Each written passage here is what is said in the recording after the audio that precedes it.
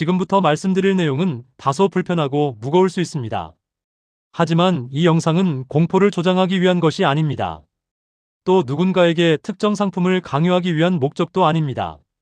오늘 이야기는 우리가 언젠가 마주할 수 있는 현실을 차분히 들여다보고 각자의 상황에 맞게 대비할 수 있도록 돕기 위한 정보입니다.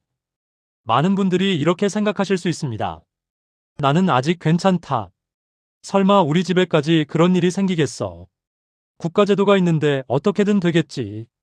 이런 생각이 틀렸다고 단정하고 싶지는 않습니다. 다만 그 믿음이 언제든 흔들릴 수 있다는 사실만은 분명히 말씀드리고 싶습니다. 지금부터 나오는 이야기는 이해를 돕기 위한 사례입니다. 모든 가정이 같은 결과를 겪는 것은 아니며 이 이야기가 곧 여러분의 미래라는 뜻도 아닙니다. 하지만 지금 이 순간에도 비슷한 고민을 겪는 가정들이 실제로 존재한다는 점은 사실입니다. 김영호 씨 부부는 40년 가까이 성실하게 살아왔습니다. 노후 대비를 전혀 하지 않은 것도 아니었습니다.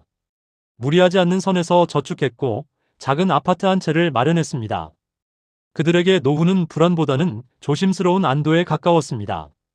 그러나 한 가지 변수는 준비되지 않았습니다. 아내의 치매 진단이었습니다.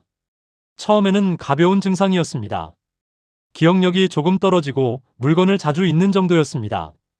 하지만 시간이 지나며 간병의 강도는 점점 높아졌고 결국 외부의 도움 없이는 생활이 어려운 상황이 되었습니다. 이때부터 지출 구조가 달라지기 시작했습니다. 치료비보다 더 큰 비중을 차지한 것은 돌봄 비용이었습니다. 요양보호 인력, 생활보조, 간병 서비스처럼 건강보험이 전부 책임지지 않는 영역들이었습니다. 여기서 반드시 짚고 넘어가야 할 점이 있습니다. 오늘 영상에서 언급되는 간병비와 기간은 모든 치매 환자에게 동일하게 적용되는 평균값이 아닙니다. 중증으로 장기간 간병이 이어졌을 때 발생할 수 있는 최악의 시나리오를 가정한 설명입니다. 실제 비용은 장기요양보험 등급, 가족 간병 여부, 시설 선택에 따라 크게 달라질 수 있습니다. 그럼에도 불구하고 한 가지 질문은 남습니다. 만약 간병 기간이 길어지고 예상보다 비용이 커졌을 때 우리는 얼마나 준비되어 있을까요? 이 영상은 바로 그 질문에서 출발합니다. 그리고 지금부터는 공포가 아니라 현실적인 선택지와 대비 전략에 대해 이야기하려 합니다. 노후 간병 문제를 이야기할 때 많은 분들이 비슷한 전제를 가지고 있습니다. 첫째는 국민연금이면 어느 정도 해결될 것이라는 생각입니다. 국민연금은 분명 중요한 노후 안전망입니다. 하지만 현재 평균 수령 수준을 고려하면 장기간 간병까지 모두 감당하기에는 구조적인 한계가 있습니다. 이 말은 국민연금이 쓸모없다는 뜻이 아닙니다. 다만 간병이라는 특수한 상황까지 모두 책임지기에는 부족할 수 있다는 의미입니다. 둘째는 건강보험과 장기요양보험에 대한 기대입니다. 장기요양보험은 분명 도움이 되는 제도입니다. 하지만 모든 간병 비용이 해결되는 것은 아닙니다. 본인 부담금과 비급여 항목은 여전히 개인의 몫으로 남습니다.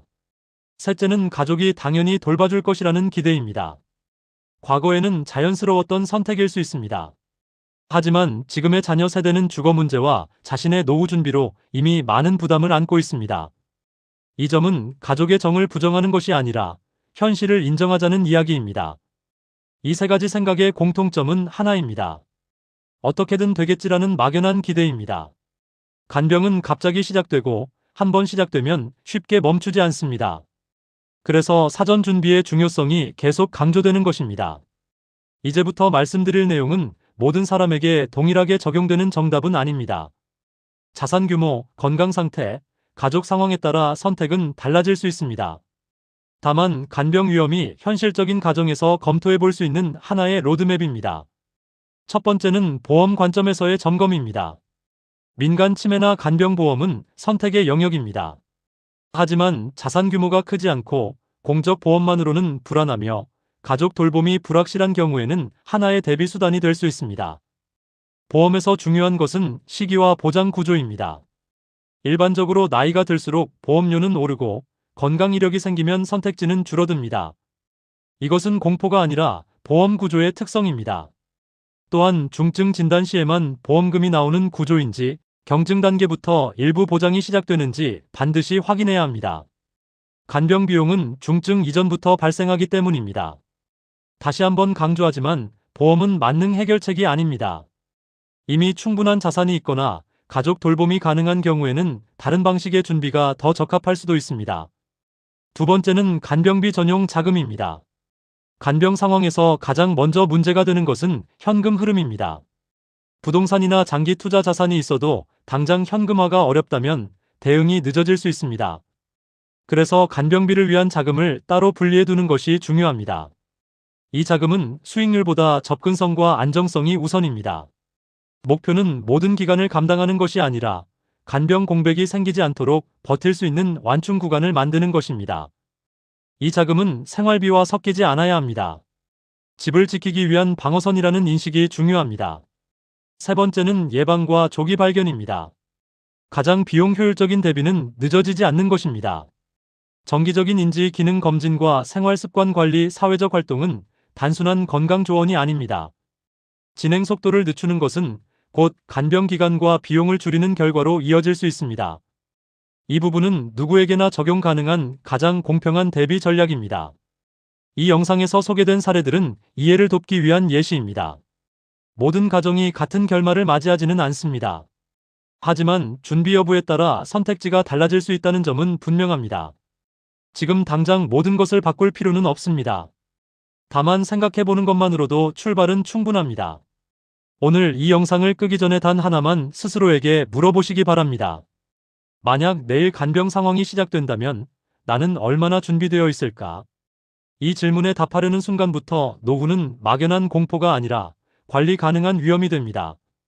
이 정보가 단 1%라도 도움이 되었다면 아직 준비하지 못한 가족이나 친구와 함께 나눠주시기 바랍니다. 노후는 길고 예측은 어렵습니다. 하지만 대비는 선택할 수 있습니다. 준비하는 사람에게만 선택지가 남습니다.